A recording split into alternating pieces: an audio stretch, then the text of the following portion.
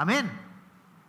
Como les decía, hoy vamos a continuar entonces con esta serie expositiva de la epístola a los romanos, y el mensaje que quiero traerte hoy se llama Algo importante para recordar. Y quiero que te quedes con esto. Algo importante para recordar. Y vamos a continuar con lo que el hermano Hugo estuvo desarrollando los dos cultos anteriores. Él terminó en Romanos capítulo 3, versículo 8. Y como habíamos dicho, esta revelación del pecado del hombre que Pablo está desarrollando comienza en el capítulo 1, versículo 18 y se extiende hasta el capítulo 3, versículo 20, y es hasta donde hoy queremos llegar para concluir esta sección en la cual el apóstol Pablo expone, ¿verdad?, el pecado de la humanidad. En el capítulo 1, el apóstol Pablo expone la condición del pecado, ¿verdad?, de las personas paganas. ¿Sí? En el capítulo 2, el apóstol Pablo ya comienza a exponer a aquellas personas que se creen decentes, que son esas personas moralistas, ¿verdad? Y en el capítulo 3, el apóstol Pablo ya comienza a tratar propiamente con los judíos, que, si pueden recordar, ellos afirmaban su creencia que por el simple hecho de ser judíos, de haber recibido, ¿verdad?, la ley, por haber entrado en pacto con Dios, ellos no tenían que rendir cuenta, Dios no les iba a tomar en cuenta sus pecados, ¿verdad? Y ya iban a alcanzar, como que ya tenían la vida eterna por el simple hecho de ser judíos. Y en estos tres casos, el apóstol Pablo llega a la misma conclusión, que todos, absolutamente todos, somos culpables delante de Dios. ¿Cuántos han podido entender esto hasta aquí? Y es necesario que usted pueda comprender lo que el apóstol Pablo desarrolla, porque él quiere desarrollar el evangelio de la gracia, pero para que él pueda traer o él pueda expresar el desarrollo del evangelio de la gracia, primero necesita que nosotros, o que los cristianos que estaban en Roma, comprendan cuál era su verdadera situación ante Dios. Amados, sin duda que en lo que hemos expuesto hasta ahora, no existe una sola persona en todo el mundo que pueda presentarse ante el tribunal de Dios y pueda ser hallado inocente, ¿verdad? Todos somos culpables, ¿verdad? Por lo que el apóstol ha desarrollado, todos merecemos el infierno, porque todos, de una forma u otra, ¿verdad?, hemos violado la ley de Dios. Y eso es lo que el apóstol Pablo les está explicando. Pablo nos dice que tenemos un serio problema con la justicia de Dios, un problema que solo Dios puede resolver. Y quizás esto pueda resultar un poco ofensivo para algunas personas.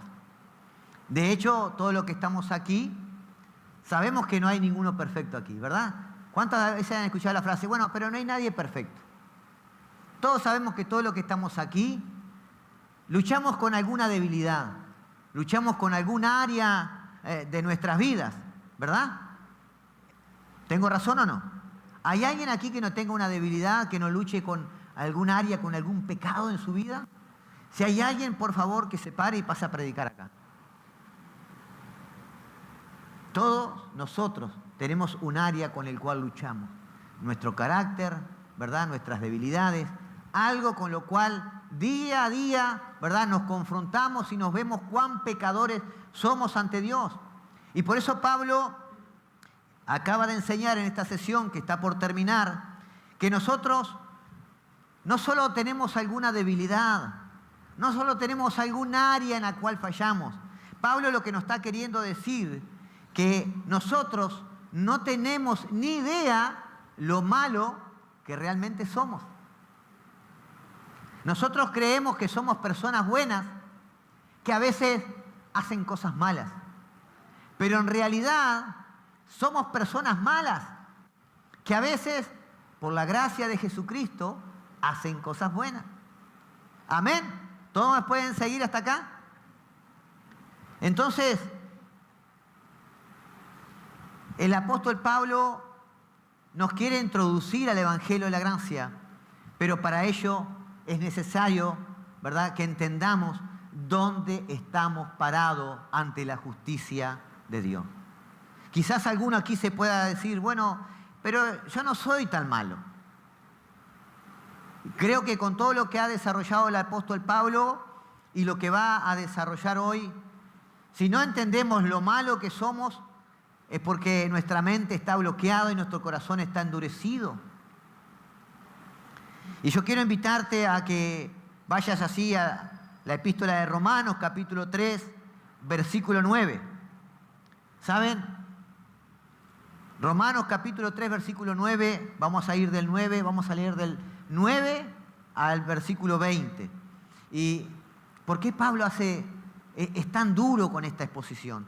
¿Por qué Pablo enfatiza tanto de Romanos capítulo 1, versículo 18, hasta el capítulo 3, versículo 20, habla del pecado y del pecado de la humanidad? ¿Por qué él es tan duro en esto?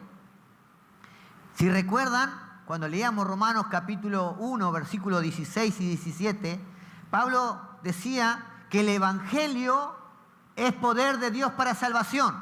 ¿Recuérdanlo? El Evangelio es poder de Dios para salvación. Ahora, ¿de qué sirve decir esto si no existe ningún problema, si nosotros no necesitamos el Evangelio, si nosotros no necesitamos ser salvados? No tendría ningún sentido buscar la solución a un problema que no existe.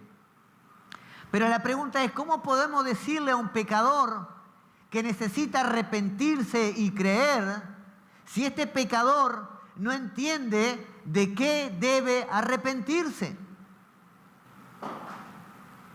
Miren, parece tan cruel la exposición del apóstol Pablo, pero es una realidad, una verdad que debemos entender. Pablo está diciendo, no por ser judío ya tienes la salvación, no por asistir a una iglesia tienes la salvación, no por ser una persona moralista y eres correcto obtienes la salvación, no por creerte que hagas buenas obras obtienes la salvación, sino que la salvación viene de un genuino arrepentimiento y de tu fe en Jesucristo. Y el apóstol Pablo da esta conclusión a esta sección, ¿verdad?, de una revelación del pecado del hombre. Desde el versículo 9 en adelante, él comienza a decir, ¿entonces qué? ¿Somos nosotros mejores que ellos? De ninguna manera, porque ya hemos denunciado que tanto judíos como griegos están bajo pecado. Como está escrito, no hay justo ni aún uno. No hay quien entienda. No hay quien busque a Dios. Todos se han desviado, a unas se hicieron inútiles. No hay quien haga lo bueno, no hay ni siquiera uno. Mire cuántas veces lo recuerda, no hay ni siquiera uno.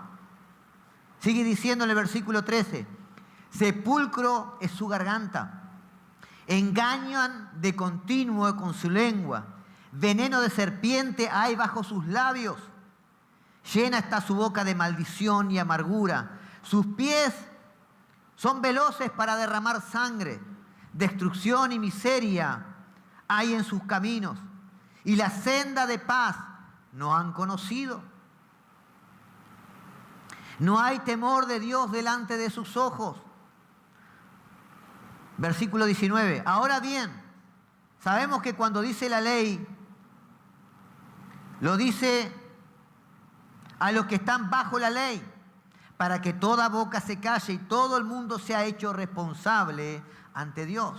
Porque por las obras de la ley, ningún ser humano será justificado delante de él. Pues por medio de la ley viene el conocimiento del pecado. ¿Amén? ¿Todos pudimos compartir hasta ahí? Amados, en este último alegato que el apóstol Pablo está aquí exponiendo, Él expone la condición general del hombre, ¿verdad? Y su pecado ante Dios. En el versículo 9 y 10 dice, ¿entonces qué? ¿Somos nosotros mejores que ellos? De ninguna manera, porque ya hemos denunciado que tanto judíos como griegos están todos bajo pecado. Como está escrito, no hay justo ni aún uno. Y Pablo dice una frase que nos tiene que traer luz a nosotros. Él dice, están todos bajo pecado. Fíjese que allí no dice, todos cometen pecado. Él dice, están todos bajo pecado. ¿Y por qué no dice, todos cometen pecado? Porque si yo digo, todos cometen pecado, es como que si estoy haciendo algo incidental. Como que el pecado es algo que ocurre muy de vez en cuando. Pero en realidad el apóstol deja bien en claro que todos estamos bajo pecado. ¿Verdad? Nosotros creemos que somos buenas personas, como le decía hoy, y que a veces cometemos pecado. Pero en realidad somos malas personas, que por la gracia y la misericordia de Dios hacemos buenas obras. ¿Podemos entender eso o no? La Biblia lo dice así. Nosotros no somos buenas personas. La Biblia lo deja bien claro. Ahora, Pablo está diciendo que la condición natural del ser humano es que todos estamos bajo pecado, sometidos a la esclavitud del pecado. Y esto obviamente es hasta que Cristo vino a nuestra vida, ¿verdad? A través de un arrepentimiento genuino y fe, y Él nos hace libre del pecado. Pero mientras tanto, todos estamos bajo pecado. Ahora, imaginen que usted se acercan a un incrédulo y le dicen eso. Tú eres esclavo del pecado, ¿verdad? Porque normalmente nosotros siempre hablamos del amor de Dios, pero si nos damos cuenta y vemos cómo Pablo está desarrollando el Evangelio, él no arranca a hablar del amor de Dios. Él comienza a hablar de cómo estamos nosotros ante Dios, de nuestra condición humana, de nuestro pecado ante Dios. Pablo comienza a hablar de que un día seremos todos juzgados. Ahora esa persona incrédula que usted le puede decir, bueno, mira, necesitas arrepentirte porque vos sos esclavo del pecado. Esa persona le va a decir, mire, yo no soy esclavo de nada, yo hago lo que yo quiero. ¿Verdad? Puede ser un razonamiento que parece ser lógico. Yo hago lo que yo quiero, yo no soy esclavo de nada. ¿A cuántos han escuchado? No, yo no quiero ir a la iglesia porque yo quiero vivir mi vida como a mí se me place la gana. Yo no quiero participar de un grupo de cristianos porque yo quiero tener la libertad de decidir como yo quiero. Pensando así que verdaderamente son libres para decidir lo que realmente quieren. Ahora, la verdad que esto no es así, porque en realidad el pecado actúa a través de nuestra voluntad. O sea, que cada vez que tú haces lo que tú quieres, tú haces lo que tú quieres hacer, ¿verdad? Eso te da una sensación de que eres una persona libre. ¿Es así o no? ¿No han pensado en algún momento cuando recién estaban por convertirse al cristianismo? Ay, pero yo no soy esclavo, yo soy libre para decidir. Y si me meto a una iglesia o una congregación o vengo al Señor, yo ya no voy a tener la libertad, ya tengo que sujetarme a ciertas cosas y como que eso ya a mí me quita la libertad. Y esa es la sensación que te da el pecado. ¿Por qué? Porque tú crees que estás haciendo lo que tú quieres hacer. Pero en realidad, si nosotros analizamos bien, estas personas solo tienen la sensación de que son libres para decidir. Todas estas personas están tan infectadas por el pecado que en nuestra naturaleza todo lo que hacemos está regido por un principio pecaminoso. El egoísmo, la vanagloria, la altivez, ¿verdad?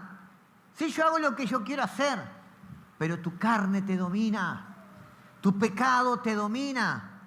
Y hasta que vengas a Cristo Jesús, no vas a ser libre, vas a ser esclavo del pecado. No, yo no soy esclavo, yo soy libre. Yo hago lo que yo quiero. Mentira.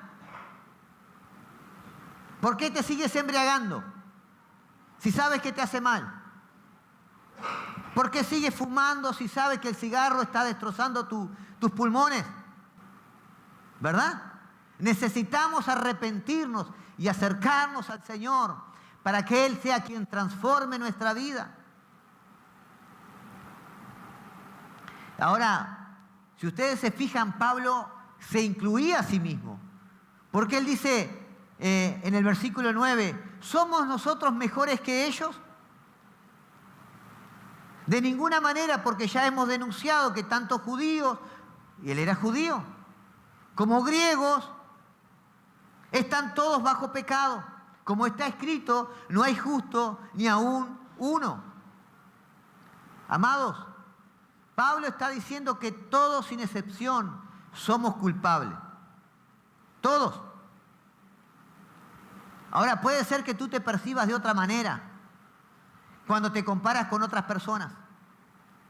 No, pero pastor, pero yo no soy tan malo. Mire que el tal hermano, tal hermana, yo creo que soy bastante santo comparado con este hermano o con esta hermana.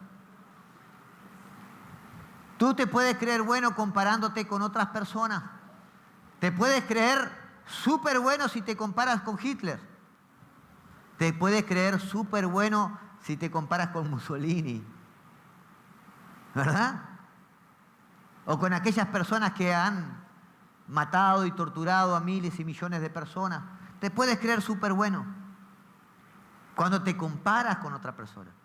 Pero la realidad, amados, es que nosotros no seremos juzgados por un patrón de comparación con otras personas, sino que seremos juzgados en comparación con la santidad de Dios.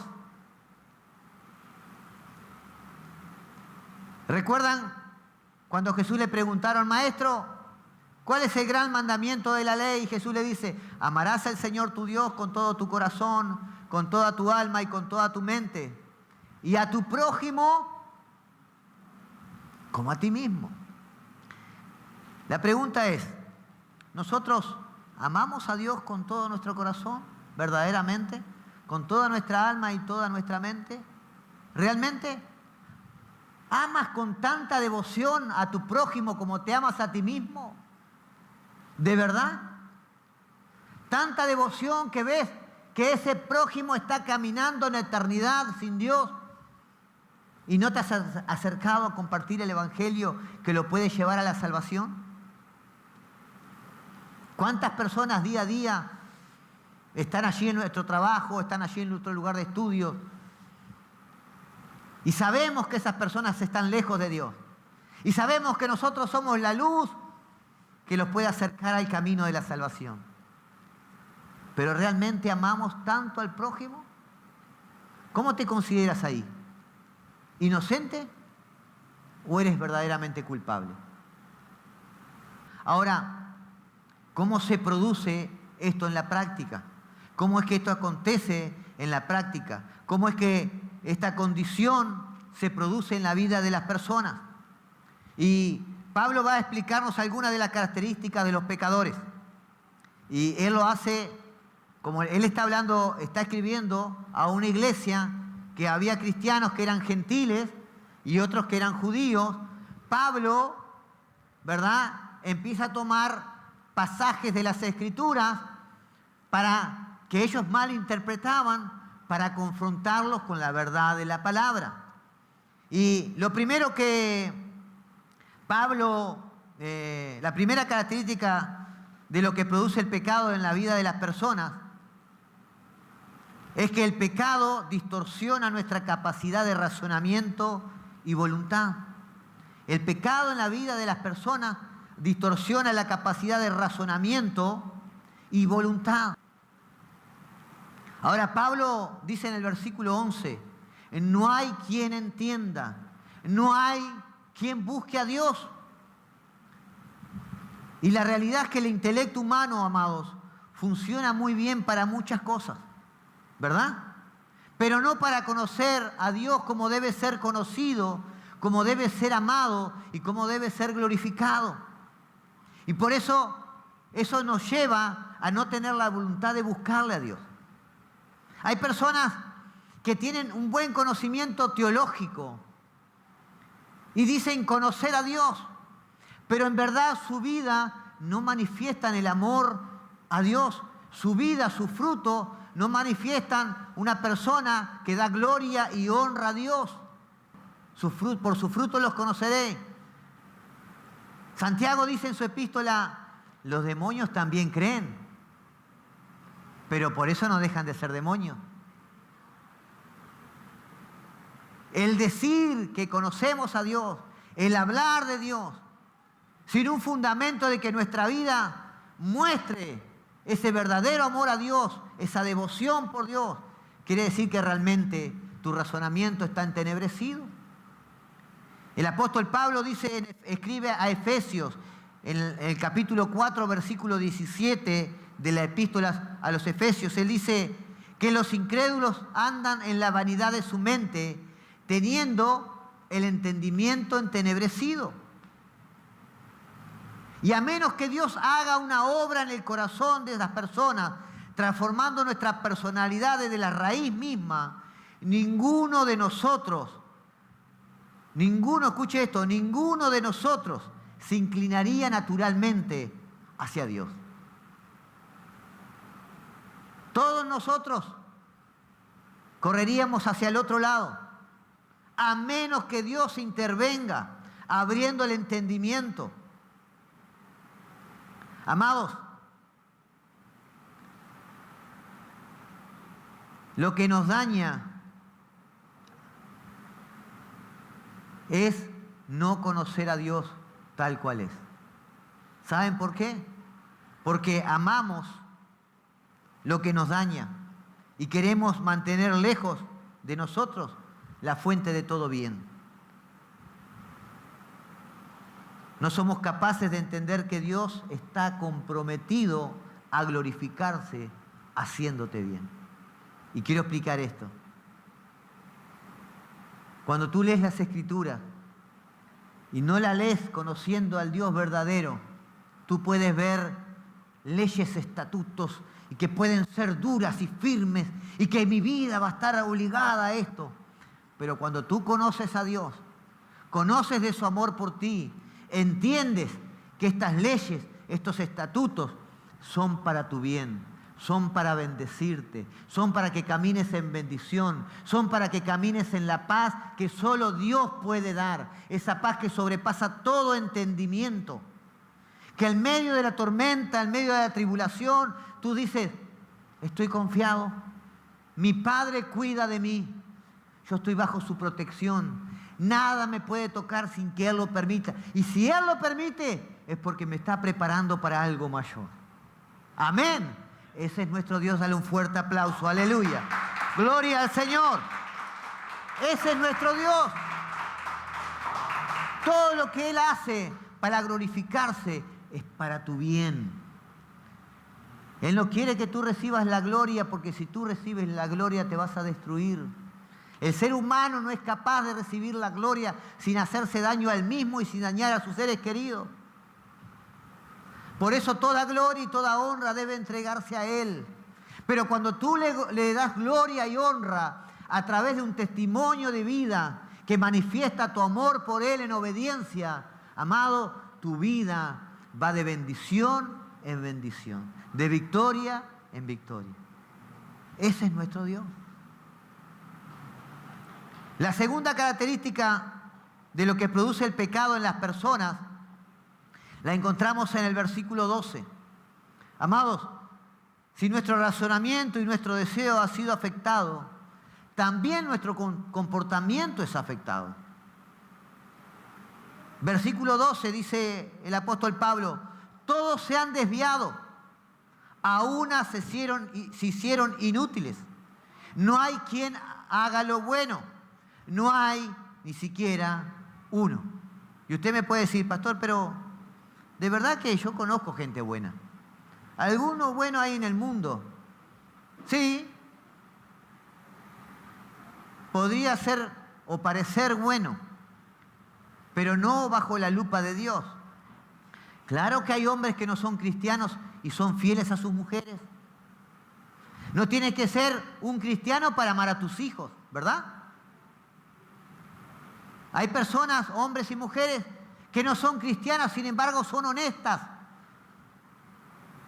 porque se le inculcó la honestidad, la integridad en sus vidas.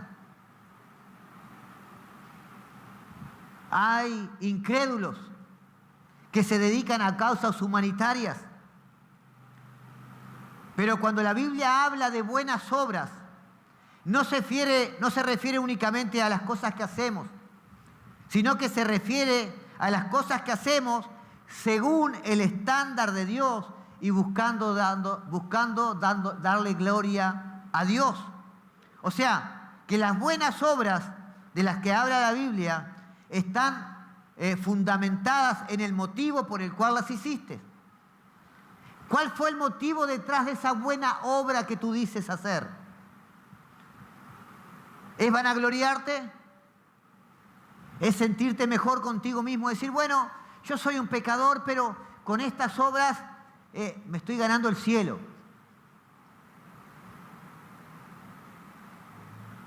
Es quizás una obra que quiere buscar un fin, ¿verdad?, para un beneficio propio. Ahora, Dios sabe el motivo detrás de cada obra. Y cuando el motivo es darle gloria a Dios, esas obras son las buenas obras que van a ser premiadas en el día del tribunal de Cristo. Amén. Quizás seas un excelente cristiano, un obrero en la iglesia y haces obras, pero detrás de esas obras hay un motivo que no es el que agrada el corazón del Padre. ¿Me vas entendiendo? Si el motivo de esa obra que estás haciendo no es darle gloria a Dios, te digo que esa obra no va a recibir recompensa. Esa recompensa que va a ser eterna. Mateo capítulo 5, versículo 16, dijo Jesús: así brille la luz de ustedes delante de los hombres, para que vean sus buenas acciones y glorifiquen a su Padre que está en los cielos. Así brille tu luz. Que cuando vean tus buenas acciones, realmente no te glorifiquen a ti. Glorifiquen al Padre que está en los cielos.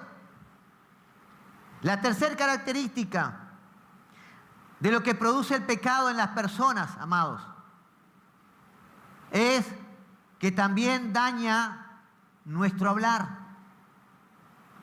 Versículo 13. Versículo 13. Sepulcro abierto es su garganta. Engañan de continuo con su lengua. Veneno de serpiente hay bajo sus labios. Llena está su boca de maldición y amarguras. Amados, la Biblia dice que de la abundancia del corazón habla la boca. Entonces nuestras palabras son un reflejo de lo que tenemos en nuestro corazón. Nos promovemos a nosotros mismos, ¿verdad?, mientras manchamos quizás la reputación de otros. Somos más prontos para criticar que para alabar. Nos justificamos en lo injustificable. Somos más propensos a ver lo malo que lo bueno de las personas. Medimos a los demás con una vara, ¿verdad?, más larga o más corta de lo que nos medimos a nosotros mismos. Juzgamos a los demás tan duros, abrimos nuestra boca para juzgarlos, para criticarlos, pero no nos ponemos nosotros y nos medimos. Jesús dijo sobre esto, ¿verdad? Tú estás mirando la viga, la paja que está en el ojo ajeno, pero no te estás fijando en la viga que tienes en tu propio ojo. Somos duros a veces, como hermanos en Cristo. A veces miramos para el costado y criticamos y juzgamos y damos unos juicios tan duros sobre la vida de otros hermanos, pero no estamos observando cómo está enmarcada mi vida.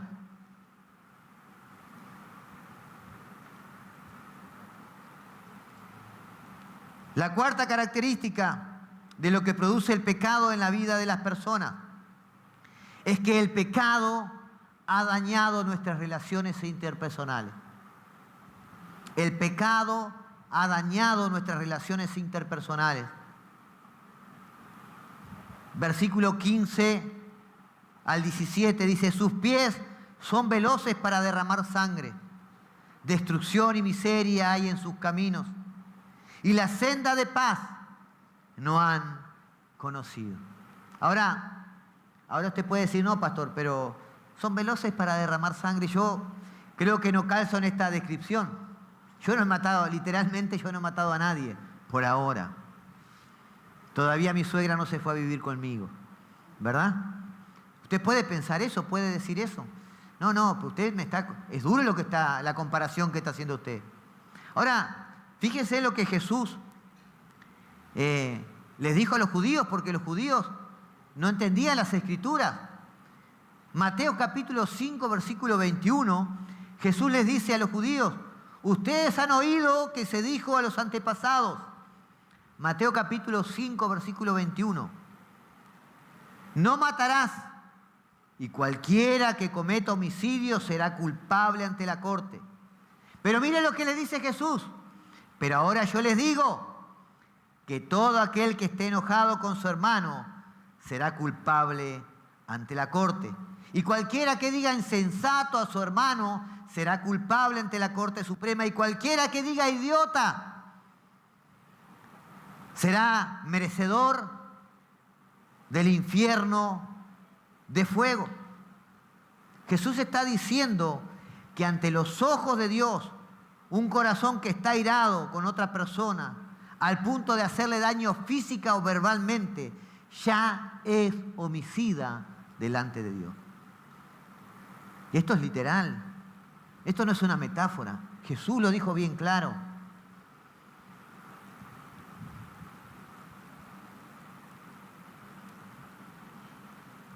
¿Qué es lo que está Pablo queriendo darnos a entender o le estaba queriendo dar a entender a estos cristianos, gentiles y judíos que estaban en Roma? Con todo esto, esto es imposible. ¿Quién no se enoja? ¿Quién no se enoja con alguien y agrede verbalmente? ¿Quién no lo ha hecho? ¿Quién nunca agredió verbalmente? ¿Quién nunca se enojó con una persona, con un ser querido, con su esposa o con su esposo, hasta el punto de querer, ay, ¿no será que le pasa algo? ¿No será que le tiro con esto? ¿Quién no ha hecho esto? ¿Te consideras culpable o inocente ante la justicia de Dios? ¿Cómo puedes considerarte?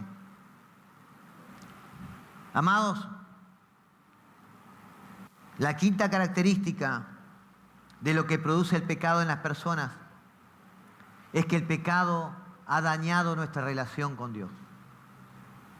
En el versículo 18 el apóstol Pablo dice: no hay temor de Dios delante de sus ojos. Y amado, esta es la parte más crítica del diagnóstico que Pablo está exponiendo de los seres humanos. El pecado ha dañado nuestra relación con Dios. Usted entienda lo siguiente: nuestra vida no cobra un verdadero sentido hasta que verdaderamente conocemos quién es Dios y comenzamos a vivir en consecuencia de eso. Ahora, cuando tú te arrepientes y crees genuinamente en Jesucristo, tú eres justificado al instante. ¿Puedes entender esto, verdad? Tú te arrepientes y crees en la obra de Cristo y que la obra de Jesucristo en la cruz del Calvario es más que suficiente. Tú al instante eres justificado. Y dice que la justicia de Jesús, esa justicia perfecta, es puesta a nuestro favor. Y a partir de ahí, ya Dios no ve tu pecado, no ve tu justicia, porque para Dios tu justicia y mi justicia, dice la palabra, es como trapo de inmundicia. Por más bueno que tú te creas, por más santo que tú te creas, por más años que tengas en la iglesia, para Dios tu justicia es como trapo de inmundicia. Pero cuando tú te arrepientes genuinamente y recibes a Jesucristo, su justicia es puesta a tu favor. Y ya ahora eres sellado para salvación. Amén. Y nada te puede separar del amor de Dios que es en Cristo Jesús. Nada te puede separar. Pero ahora pasa lo siguiente. Tú te has arrepentido, recibiste a Jesucristo en tu corazón, pero tienes que lidiar con esos hábitos pecaminosos que adquiriste en tu antigua vida, ¿verdad? O hay alguien que dijo, ay, yo recibí al Señor, me arrepentí y ahora, ay, ando caminando que me faltan las alas, pero mi carácter es, soy puro amor, puro perdón, no me enojo, ¿verdad? No, ando por la vida que la gente dice, ay, es un ángel. ¿Verdad que no? Luchamos, lidiamos con ese carácter que se formó durante años en nuestra vida. Luchamos, ¿verdad? Porque nuestros pies siguen corriendo hacia el mal. Nuestra boca sigue hablando cosas que no tienen que hablar y nos meten en problemas. ¿Es así o no? Nos meten en problemas. Nuestro corazón sigue inclinado hacia el mal por el pecado que está en nosotros. Hay dos naturalezas en ti. Si bien tú naciste de nuevo, aún el pecado está ahí y es una lucha diaria por la cual Jesús dijo, cada día tienen que tomar su cruz. Cada día tienes que morir. Amados, el Evangelio no es ahí que voy a buscar la bendición. No, el Evangelio verdadero es donde tú tienes que morir cada día y resucitar con Jesús. Ahora, ¿cómo puedo lidiar con esa antigua naturaleza? ¿Cómo yo puedo lidiar para salir adelante y cada día ir siendo santificado, siendo perfeccionado en la obra de Jesucristo? Porque Dios es el que hace la obra, pero tú tienes que colaborar. Amén. Una y otra vez la Biblia nos dice que nosotros tenemos que ser intencionales. Tú tienes que colaborar con la obra del Espíritu Santo, tienes que serle obediente.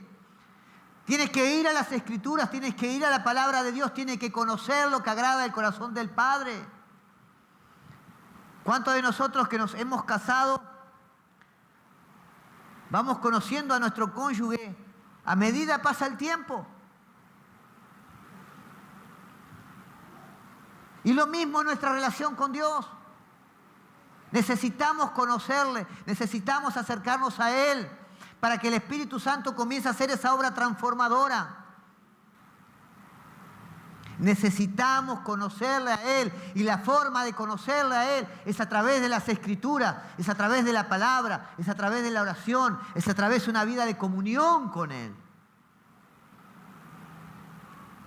Ahora, decía, ¿cómo yo lidio con mi antigua naturaleza?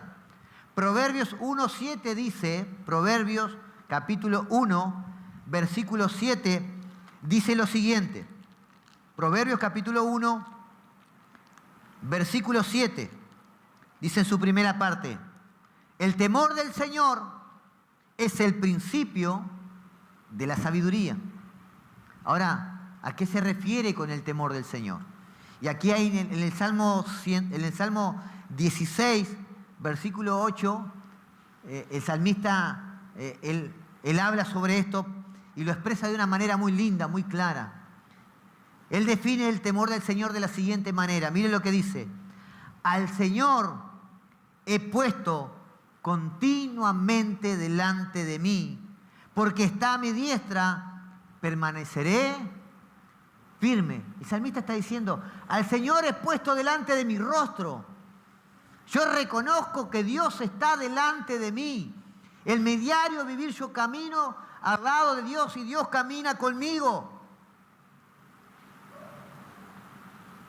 No hay mejor forma, amados, que tú puedas ser santificado, puedas crecer en la santificación y en la perfección que Dios quiere hacer. Y eso te va a llevar a una vida mejor, una vida de paz, una vida próspera, bendecida, una vida en la que los frutos del Espíritu Santo realmente se van a reflejar en ti, el fruto, del Espíritu Santo. Que entender la omnipresencia de Dios. Dios está presente en tu diario vivir. Dios no es que está en la iglesia y te vas de aquí. No. El salmista, mire lo que dice. Al Señor he puesto continuamente delante de mí. Dios va caminando delante conmigo donde yo estoy. Y entender eso te hace vivir la vida de una forma diferente. Cuando vas a errar al blanco, cuando vas a cometer un pecado, cuando vas a decir algo que no tienes que decir, cuando vas a murmurar, a criticar, cuando vas a mentir, cuando vas a hacer o vas a pelear por algo, el saber que Dios está ahí presente te da el discernimiento para entender, opa, esto no agrada el corazón de Dios. Y el otro día hablamos un poco de esto en la escuela de obreros. Amados, si nosotros fuéramos más conscientes de la omnipresencia de Dios en nuestra vida, en nuestro diario vivir, Dios todo lo sabe, todo lo ve, Dios está presente ahí donde estás. No es que Dios va a alguna parte, Dios está a tu lado, Dios está en ti y está sobre ti. La pregunta es, ¿realmente eres consciente de esto? Si tú verdaderamente eres consciente, tus reacciones, tus palabras, tus actitudes y tus decisiones seguramente no serían las mismas. Seguramente irías por un camino en el cual la paz rodearía tu vida. Ahora, el temor del Señor, amados, en el pecador, quizás alguno lo pueda comparar como un terror al castigo por pecar. Y yo quiero decirte una cosa, Dios no es que Dios esté castigando, pero cuando tú pecas, ese pecado tiene consecuencias. Porque cuando tú pecas, estás infringiendo una ley espiritual. ¿Amén? ¿Está claro esto? Tú recibiste, te arrepentiste, el Señor está en tu vida, pero tú estás insistiendo como David insistió en aquel pecado. Tuvo consecuencias. Tú puedes cerrar al blanco pero decir, Señor, hoy me arrepiento, porque el Espíritu Santo trae convicción de pecado, justicia y de juicio. Pero si tú endureces tu corazón y no vuelves al camino recto, tu pecado va a traer consecuencias sobre tu vida, sobre tus seres queridos y sobre tu entorno. Podemos hablar del amor de Dios, podemos hablar de la gracia de Dios, pero no podemos olvidar nunca la justicia de Dios. Dios es un Dios santo, es un Dios justo. Amén. Solo por su misericordia muchas veces Él nos libra de muchas cosas. Ahora, lo que está hablando el apóstol Pablo aquí no es de ese temor que es un terror de lo que Dios puede hacer. Lo que el apóstol Pablo está hablando aquí es de que nadie tiene ese temor reverente por Dios. Miren, Salmo 130, versículos 3 y 4, a ver si acá podemos entender lo que es el temor reverente de Dios. Salmo 130, versículo 3 y versículo 4 dice, Señor, si tú tuvieras en cuenta las iniquidades, ¿quién, oh Señor, podría permanecer? Dice en el versículo 4, pero en ti hay perdón para que seas temido. Si yo no hubiese escrito quizás, si yo no hubiese leído este salmo, yo diría en este versículo 4, pero en ti hay castigo por el pecado por el cual debería ser temido. Pero acá el salmista dice, pero en ti hay perdón para que seas temido. ¿Se puede entender esto? El salmista está diciendo que en Dios No está diciendo que Dios hay castigo para ser temido, Él está diciendo que en Dios hay perdón. Y este temor reverente que Pablo está hablando se refiere a esto. El conocer verdaderamente a Dios es una mezcla de asombro, de gratitud, de reverencia, ¿verdad?, ante la persona de Dios, porque Dios, siendo un Dios justo, siendo Dios santo, es un Dios perdonador. Entonces, ¿cómo deberíamos vivir nosotros nuestra vida frente a la conciencia de que estamos frente a un Dios así? Deberíamos ser agradecidos con Dios. Ese es el temor reverente. Dios, aún viendo mi pecado, aún viendo que mi tendencia es siempre hacer lo malo, Él siempre me perdona. Él no está pronto para castigarme, sí está pronto para perdonarme. Ese es el temor reverente que el apóstol Pablo está hablando. Pero ¿saben qué? A pesar de ser un Dios perdonador, el incrédulo ha decidido vivir de espaldas a Dios. El incrédulo cree que él nunca va a tener que rendir cuenta por cómo ha vivido su vida. Pero la palabra de Dios dice que un día todos, absolutamente todos, vamos a presentarnos ante el tribunal de Dios. Todos, sin excepción. Ahora, ¿a dónde quiere llevar Pablo? ¿A qué conclusión quiere arribar Pablo con toda esta exposición que él ha hecho hasta aquí? En el versículo 19 y 20 dice lo siguiente el apóstol. Ahora bien, sabemos que cuando dice la ley lo dice a los que están bajo la ley, para que toda boca se calle y todo el mundo sea hecho responsable ante Dios. Porque por las obras de la ley ningún ser humano será justificado delante de Dios. Pues por medio de la ley viene el conocimiento del pecado. Amados, el apóstol Pablo, el propósito del apóstol Pablo es dejar a los hombres sin excusa a través de toda esta exposición. Como dice en estos versículos, para que toda boca se calle, todo aquel que quiere autojustificarse, ya sea por ser judío, ya sea por creerse buena persona, ya sea por decir yo voy a asistir a una iglesia. Él está diciendo esto para que toda boca se calle. Porque nadie será declarado justo delante de Dios por su obediencia a la ley. Porque Él deja bien claro que la función de la ley es ayudarnos a ver cuán pecadores somos todos nosotros. Amén. Ahora, Pablo nos está dando esta conclusión. Y esta conclusión no es de parte de él. Dije que todos estos versículos que el apóstol Pablo citó de la condición humana son versículos de las Escrituras. Por lo tanto, lo que él está exponiendo es la condición del hombre ante Dios, cómo Dios lo ve. Pero en el versículo 21, Pablo nos trae luz ante toda esta basura, ante todo esto, esta mala noticia del pecado del hombre, ¿verdad? Y esto hace que resalte la luz del Evangelio que va a comenzar a ser expuesta en el capítulo 21 en adelante, ¿sí? A partir del capítulo 21 ya Pablo comienza a desarrollar lo que es el Evangelio de la gracia. Pero hasta aquí él necesitaba que los seres humanos, que los cristianos entiendan, ¿verdad?, nuestra condición pecaminosa ante Dios. Él dice en el versículo 21, dice, pero ahora, o sea, todo esto es la condición del ser humano. Así nos ve Dios a nosotros antes de venir a Jesucristo. Dice, pero ahora, aparte de la ley, versículo 21 dice, la justicia de Dios ha sido manifestada, confirmada por la ley y los profetas.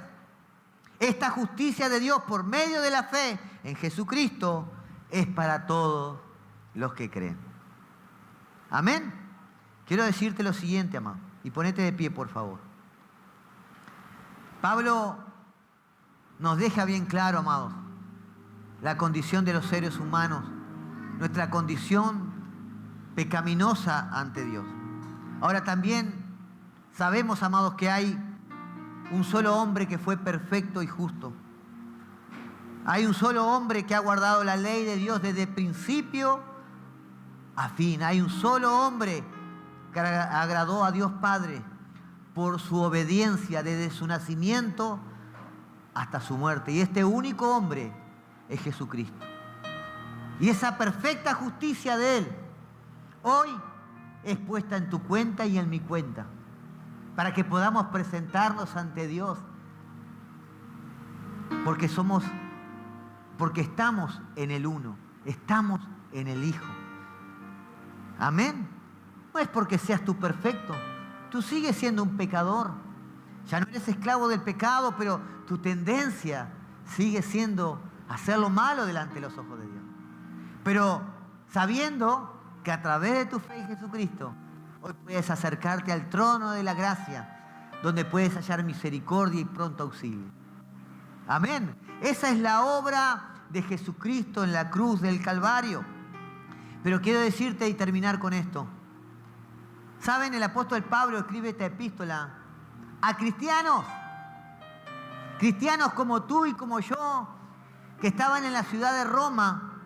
Esto parece, si no entendemos el contexto, parece como un tratado evangelístico para decirle al pecador que se arrepienta, ¿verdad? Puede parecer esto, porque está hablando tanto del pecado. Pero si comprendemos el contexto, Pablo le está hablando a cristianos, no le está hablando a inconversos. ¿No te da que pensar esto? ¿Saben por qué Pablo está haciendo esto? Pablo lo que está haciendo es recordarles a ellos la condición en la que estaba cuando Cristo los rescató. Pablo le está recordando a aquellos cristianos, gentiles y judíos que estaban en Roma. Ojo, estos hermanos se habían hecho famosos por su testimonio, pero Pablo les estaba recordando su condición en la que estaban y que fue Jesucristo que los rescató. Amados, eso nos tiene que hacer recordar continuamente la condición en la que nosotros estábamos y recordar de dónde nos sacó el Señor continuamente. Nos hace crecer en el amor por Dios. Recordar, ¿verdad?, que estamos muertos en nuestros delitos y pecados. Y Dios nos amó porque Él te escogió desde antes de la fundación del mundo con un amor eterno y te llamó con un propósito. Mira la gracia y la bondad de Dios sobre tu vida y sobre mi vida. Él te escogió y te llamó con amor eterno. No por ti, porque si fuera por nosotros que somos pecadores, sino por el puro afecto de su voluntad, por su placer. Él nos amó a nosotros primero. ¿Puedes valorar la situación y el punto donde estás parado hoy? ¿Puedes comprender esta verdad? No estás aquí por tu capacidad, por lo bueno que eres. No estás aquí porque alguien solamente te habló. Estás aquí porque a Dios le plació. Y desde antes de la fundación del mundo, Él te escogió. Jesús dijo, mis ovejas oyen mi voz y me siguen. Si estás aquí es porque eres una oveja de Jesucristo y has escuchado su voz y le estás siguiendo. Pero quiero decirte una cosa. Nunca, nunca te olvides de dónde te rescató Dios. Nunca te olvides del sacrificio de Cristo en la cruz del Calvario por tu vida y por mi vida. Y hasta dónde Él te ha traído. Amén. Medita en esto cada día, amados. Si tú meditas esto, ¿sabes qué? Vas a ser menos orgulloso. Porque cuando menos arrogantes, vas a juzgar menos. Porque cuando mires el error de otros hermanos, pero te acuerdes de dónde te sacó Dios, vas a mirarlo con una mirada diferente. te vas a acordar, yo estuve en ese punto. Yo puedo fallar también. La Biblia dice que tengamos cuidado, no vayamos a caer nosotros también. Así que el motivo principal por el cual el apóstol Pablo escribe esta parte es para recordarles a esos cristianos de que no deben olvidarse de dónde Dios los rescató. Iglesia, yo quiero que te vayas con este mensaje en tu corazón hoy. Y que cada vez que el orgullo, la altivez, la religiosidad golpeen a tu corazón para juzgar a alguien más, diga, yo no me puedo olvidar de dónde me sacó Dios. Cada vez que vayas a tomar una decisión de airarte, de enojarte, de reaccionar mal, allí en tu casa, aquí en la iglesia con otros hermanos, allí en tu trabajo, no te olvides de dónde te sacó Dios. Que la humildad y la mansedumbre, la paciencia que Dios te ha tenido a ti y me ha tenido a mí, tú puedas reflejarla para con otros. Amén. Ese es Dios. No te olvides nunca de eso. Medita a diario de dónde Dios te ha rescatado. ¿Cuánto le debes a Él? ¿Cuánto le debes? Le debes tu vida. Le debes todo lo que tienes, todo lo que sos. Porque no son tus méritos.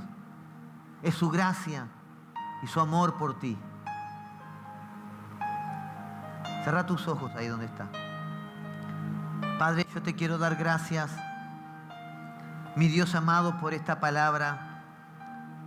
Señor, y yo quiero pedirte, Señor, en esta hora, que tu maravilloso Espíritu Santo nos guíe, Señor.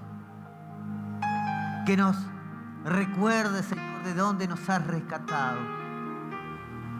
Señor, y que también nos recuerde de cuando éramos esclavos del pecado, Señor.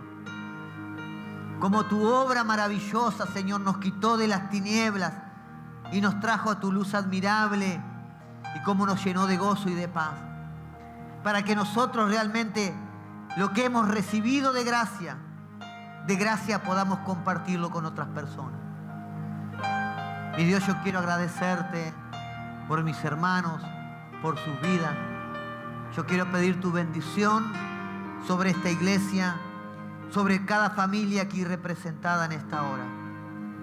Señor, y que tu favor cada día, Señor, crezca sobre nuestras vidas, para que tú y solo tú seas glorificado en todo.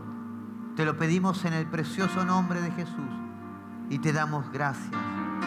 Amén, amén y amén. Dale un fuerte aplauso al Señor. Gloria al Señor.